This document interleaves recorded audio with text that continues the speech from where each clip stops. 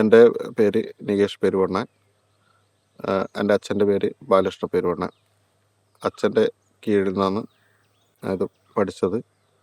പിന്നെ നമ്മുടെ ഗുരുനാഥന്മാരായിട്ടുള്ള പിന്നെ അച്ഛൻ്റെ പിന്നെ അനിയന്മാരും പിന്നെ അച്ഛൻ തെയ്യത്തിനെല്ലാം പോകുന്നവരുമായിട്ട് അച്ഛൻ്റെ മാമന്മാരും അവരെല്ലാം ഗുരുനാഥൻ സങ്കല്പത്തിൽ ഉണ്ട്, ഇപ്പോഴും ഉണ്ട്.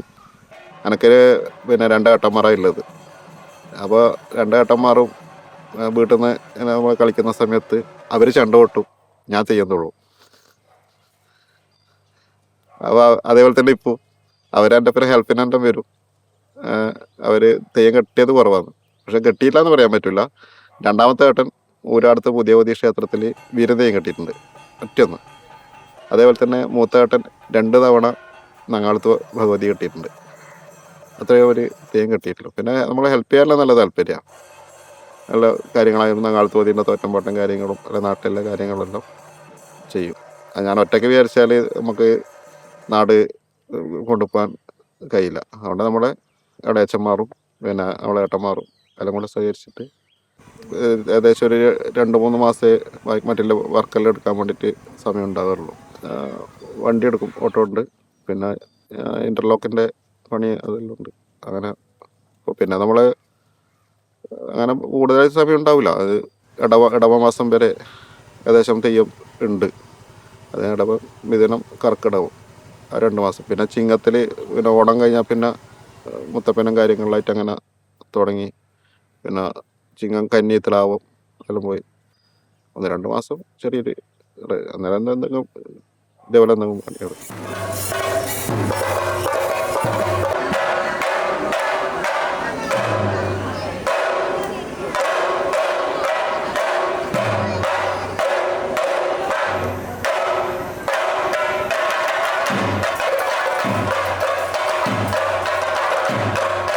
പിന്നെ മുത്തപ്പെല്ലാം കിട്ടുന്ന സമയത്ത് ഈ മുത്തപ്പനെ നിവേദിക്കുന്ന സാധനങ്ങൾ മത്സ്യമില്ലേ, അതൊന്നും കൂട്ടുന്നതിൽ വിഷമമില്ല. അതൊന്നും പിന്നെ ഇല്ലാതെയല്ലേ പിന്നെ വേട്ടക്കരുവേനെ അതൊന്നും പറ്റില്ല. അപ്പോൾ ആ തെയ്യത്തിന് പറ്റില്ലെങ്കിൽ കൊലക്കാരനും അതൊന്നും ഉപയോഗിക്കാൻ പാടില്ല. അങ്ങനെയാണ്. വ്രതം കിടക്കേണ്ട തെയ്യങ്ങളുണ്ട്. മുച്ചിലോട്ട് ഓതി അതെല്ലാം കെട്ടുമ്പോൾ അതിന് ഇത്ര ദിവസം മുന്നേ അത് നിൽക്കും. ഒരു 7 ദിവസം മുന്നേ 9 ദിവസം മുന്നേ എല്ലാം അതിൽ നിൽക്കും. ഈ പറഞ്ഞ വേട്ടക്കരുവെല്ലാം കിട്ടുമ്പം അന്നത്തെ ദിവസം എടുക്കുന്ന വ്രതമാണ്. അത് താൻ പാതി ദൈവം പാതി എന്ന് നമ്മൾ പറയുന്നില്ലേ, അതന്നെ അവിടെയും വരുന്നത്. കാരണം എന്ന് വെച്ചാൽ അങ്ങനെ പറയാൻ കാരണം വെച്ചാൽ ഇപ്പോൾ ഒരു തെയ്യം തോന്നിയ പോലെ കളിക്കുന്നില്ലല്ലോ. ആ തെയ്യത്തിന് എന്നാണോ അത് നമ്മൾ തെയ്യം കെട്ടുന്നതിന് മുന്നേ നമ്മൾ അല്ലെങ്കിൽ അച്ഛനോടോ അല്ലെങ്കിൽ പിന്നെ കാരണന്മാർ ആരാതിൻ്റെ ഗുരുനാഥ സ്ഥാനത്തിന് വെച്ചാൽ അവർ പഠിപ്പിക്കുന്നതല്ലേ, അവർ പഠിപ്പിച്ചതല്ലേ നമ്മൾ രംഗത്തേക്ക് ചെയ്യുന്നത്. പക്ഷെ അത് നമ്മൾ വീട്ടിൽ തുള്ളിയ വ്യക്തിയല്ല, ഇവിടെ തെയ്യായി. അപ്പോൾ അതുകൊണ്ട് നമുക്കതിന് താൻ പാതി ദൈവം പാതി എന്നുള്ളൊരു ഇത് കൊടുക്കാം. നമ്മൾ വെള്ളാട്ടം പിന്നെ അണിയറയിൽ നിന്ന് മുറ്റത്തേക്ക് പോകുമ്പോൾ അതിൻ്റെ ചോപ്പ് കൊണ്ട് പകുതി ഭാഗം മറിക്കും. അന്നേരം വ്യക്തി തന്നെയാണ് കൊല്ലം കെട്ടി വരണം. ഇതെല്ലാം കെട്ടിയ ആഭരണം നമുക്ക് മുറ്റത്തുനിന്ന് ഇത് തോറ്റം ചെല്ലിച്ച ശേഷം കെട്ടാൻ പറ്റില്ലല്ലോ. അതിൻ്റെ പകുതി പിന്നെ നമ്മൾ ചോപ്പ് കൊണ്ട് മരിക്കുന്നുണ്ട്. എന്നിട്ട് ആ തെയ്യത്തിൻ്റെ തോറ്റം, അതായത് പിന്നെ ഇതായാലും ആ തെയ്യത്തിൻ്റെ തോറ്റം കഴിഞ്ഞതിന് ശേഷമേ നമ്മൾ ഇത് കഴിച്ചെടുക്കും. പിന്നെയാണ് തെയ്യത്തിലേക്ക് മാറ്റം, ഈ വ്യക്തിയിൽ നിന്ന് തെയ്യത്തിലേക്ക് മാറ്റം ഉണ്ടാകുന്നത്. അതിനാണ് ചോപ്പ് അരയിലിടുന്നത്. നമ്മൾ കണ്ണാടി നോക്കുമ്പോൾ നമ്മളിപ്പോൾ പൂർണ്ണ രൂപം നമ്മൾ മുറ്റത്തെ എല്ലാം കെട്ടി ഒരുങ്ങി കണ്ണാടി നോക്കുമ്പോൾ നമ്മളെ മനസ്സ് ഇതിലേക്ക് കൊടുക്കുന്നു. അപ്പോൾ അവിടെ നിന്നാണ് നമുക്കിത് കിട്ടുന്നത്. ഇപ്പോൾ കണ്ടനാറുകളിലാണെങ്കിൽ പിന്നെ തെയ്യത്തിന് എല്ലാം ചമയെല്ലാം ഉണ്ടാക്കി അത് മുറ്റത്തേക്ക് പോയി. അവിടെ നിന്ന് ചെറിയ കലാശവും കാര്യങ്ങളും നുള്ളി പീഠത്തിൻ്റെ അടുക്ക വന്നു. പീഠത്തിൻ്റെ അടുക്ക വന്നിട്ട് അവിടെ നിന്ന് നമ്മളൊരു സ്തുതി ചെല്ലാറുണ്ട്, ഒരു ശ്ലോകം ചെല്ലാം. അനകൾ തിങ്കൾ നദിയും ജഞ്ചിയുടെ തന്നെയാണ് ഇന്താരം എന്നിട്ട് ശ്ലോകം ചെല്ലാറുണ്ട്. അതിൻ്റെ ലാസ്റ്റ് പിന്നെ ഒരു 3-4 വരികയുള്ളൂ. ഇത് ആത്മവാറിൽ പോകട്ടെ കണ്ടനാറുകളെ തിരുവടിയേ എന്ന് പറയുമ്പോൾ ആണ് ആ തെയ്യക്കാരനിലേക്ക് ഇത് ശരിയായിട്ട് അല്ല വരുന്നത്.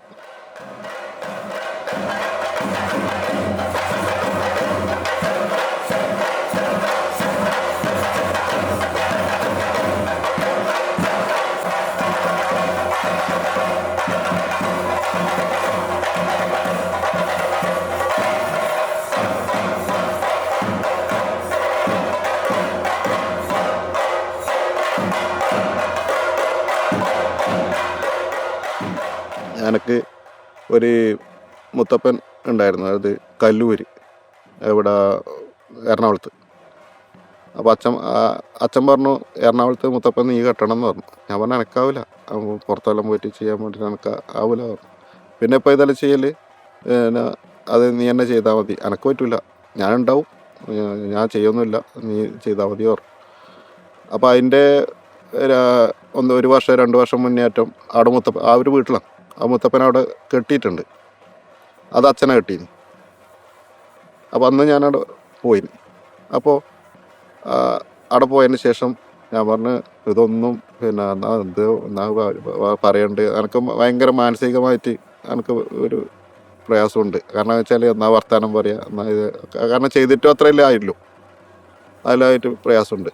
അന്നേരം എൻ്റെ കൂടെ വന്ന ഒരു ഹെൽപ്പ് ചെയ്യുന്ന ഒരു സുഹിത്ത് എന്ന് പറഞ്ഞ ഇപ്പോൾ ഒരുണ്ട്. ഞാൻ പറഞ്ഞു ഇതൊന്നും എന്താ പറയണ്ട, ഒന്നും മനസ്സിലേക്ക് ഒന്നും വരുന്നില്ലല്ലോ, കെട്ടുമ്പോൾ പറയുന്നുണ്ട്.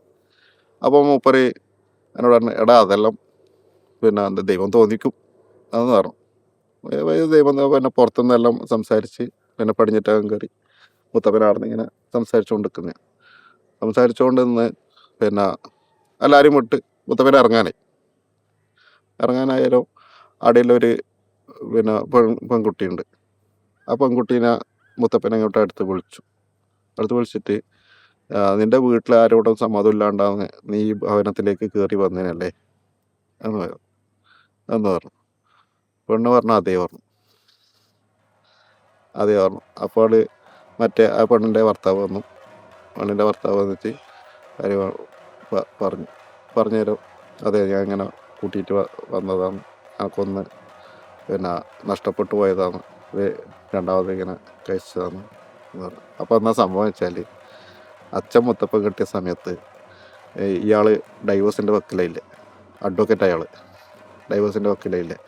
അപ്പോൾ അയാൾ പറഞ്ഞു പിന്നെ എനിക്ക് നല്ലൊരു കുട്ടീനെ കാണിച്ചു തരണം, ഇത് പിന്നെ ഇങ്ങനെ ഡൈവോഴ്സിൻ്റെ വക്കീലില്ലേ, അതെല്ലാം അതിൻ്റെ കാര്യങ്ങളെല്ലാം അങ്ങോട്ടും ഇങ്ങോട്ടും ഒഴിവായി തീർന്ന് നല്ലൊരു വിവാഹം ഒന്നും കൂടി ചെയ്യാൻ സാധിച്ചാലും മുത്തപ്പൻ കെട്ടിയാടിക്കാമെന്നാണ് അയാളെന്ന് പറഞ്ഞത്.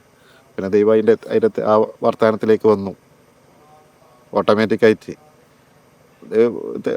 തെയ്യെല്ലാം മുത്തപ്പൻ കഴിഞ്ഞ് വായിക്കുന്ന സമയത്ത് ഇതേ സുഹിത്ത് എന്ന് പറഞ്ഞാൽ ഞങ്ങൾ പറഞ്ഞു നീല അത് പറഞ്ഞാൽ ഇവരെ ചരിത്രമൊന്നും അറിയില്ല എന്ന്, അടിച്ച് വിളമ്പൊന്നുണ്ടായില്ല എന്ന് പറഞ്ഞു. ഞാൻ പറഞ്ഞ സുഹിത്താണ്, ഞാൻ സ്വപ്നം പോലെ ഞങ്ങൾക്കെന്തോ ദൈവം തോന്നിച്ചതാണ് എന്ന് പറഞ്ഞു. അങ്ങനെ നമുക്ക് സ്വപ്നം എടാ അതന്നെ പറഞ്ഞത് നമ്മൾക്ക് ഇത് ഓട്ടോമാറ്റിക്കലി വരുന്നതാണ് എന്ന് പറഞ്ഞു. അങ്ങനെ ഒരു സംഭവം ഉണ്ടായി. അപ്പോൾ അതാന്ന് പറഞ്ഞത്, നമുക്ക് ആ സമയത്ത് തോന്നിക്കും ചില കാര്യങ്ങൾ, നമ്മൾ അത്രയും അതിൻ്റെ അകത്ത് പിന്നെ നമ്മൾ അലിഞ്ഞു ചേരണം.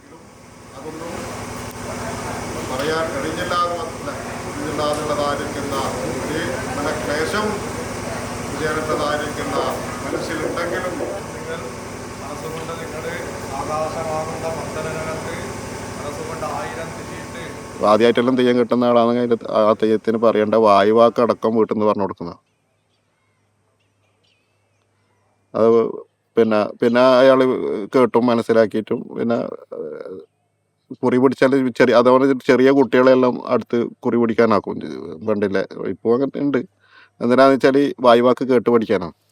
തോറ്റെല്ലാം വീട്ടിൽ നിന്ന് തന്നെ കൊടുക്കുന്നത് തന്നെ. അച്ഛനല്ല നമ്മളെ തോറ്റം പഠിപ്പിക്കുന്നത്, അച്ഛനെ ഒരിക്കലും പിന്നെ ഫോട്ടോ കോപ്പി എടുത്തിട്ട് നമുക്ക് തന്നിട്ട് അത് പഠിക്കുക അങ്ങനെ പറയില്ല. മൂപ്പരെ പിന്നെ പഠിപ്പിക്കുന്നത് ചിട്ടാന്ന് പറഞ്ഞാൽ ആദ്യം മൂപ്പരാടി ഇരിക്കും, പിന്നെ നമ്മൾ റഫായിട്ട് എഴുതുക, സ്പീഡിൽ തോറ്റം ചെല്ലുമ്പോൾ തന്നെ ഇങ്ങനെ മൂപ്പര് ചെല്ലുക. മൂപ്പര് ചെല്ലുമ്പോൾ നമ്മൾ എഴുതിയെടുക്കുക. അങ്ങനത്തെ ഞാൻ അന്നേരം അച്ഛനോട് പറഞ്ഞു ഇതൊന്നും മനസ്സിലാവുന്നില്ല പറഞ്ഞു. പിന്നെ ഇപ്പം മനസ്സിലാവും, പിന്നെ കുറേ കഴിഞ്ഞിട്ട് ഇത് പഠിക്കാൻ നമുക്ക് കഴിയില്ല. അന്നേരം പറഞ്ഞ് ഇപ്പം തന്നെ വേറൊരു പുസ്തകത്തിലേക്ക് പകർത്തുക. അന്നേരം 2 പഠിപ്പായി. ഇത് നമ്മൾ പറഞ്ഞു തന്നതുമായി ഇത് എഴുതുമ്പോൾ എനിക്ക് ഒന്നും കൂടി എൻ്റെ മനസ്സിലേക്ക് വരും. അങ്ങനെയാണ് എല്ലാ തോറ്റങ്ങളും അച്ഛൻ തന്നത്. അങ്ങനെ തന്നെയാണ് തന്നത്. ആദ്യം റഫായിട്ട് എഴുതിയിട്ട് പിന്നെ പഠിക്കേണ്ട പുസ്തകത്തിലേക്ക് മാറ്റി എഴുതുക. അങ്ങനെ തന്നെ ഞാനിപ്പം പിന്നെ തോറ്റം ഒരാൾ പഠിപ്പിച്ചിട്ടുണ്ട്. അപ്പം അവർക്കും ഞാൻ അതേ കാര്യം തന്നെ ഞാനിപ്പം ചെയ്തു പോകുന്നു. കാരണം ഇത് നല്ലൊരു ഇതാണ്. പിന്നെ അതിൻ്റെ കഥകൾ നമ്മൾ പോകുന്ന വഴിക്കെല്ലാം അതിൻ്റെ കഥകളും ഇതെല്ലാം പറഞ്ഞുതരും. അന്നേരം അതെല്ലാം നമ്മളെ മനസ്സിലേക്ക് കയറും. അങ്ങനെയാണ് പഠിപ്പിക്കല്. പിന്നെ ഈ പ്രത്യേകിച്ച് അതിനൊരു ക്ലാസ്സോ കാര്യങ്ങളോ എടുത്തിട്ട് അങ്ങനെ സ്കൂൾ പോലെ ഒരു ഇതില്ല. നമ്മളിപ്പം തന്നെ ഇങ്ങനെ വന്ന് അങ്ങനെ കണ്ട് മനസ്സിലാക്കി ചെയ്യലാണ്. കണ്ടും കേട്ടും പഠിക്കണം കൂടുതലായിട്ടും.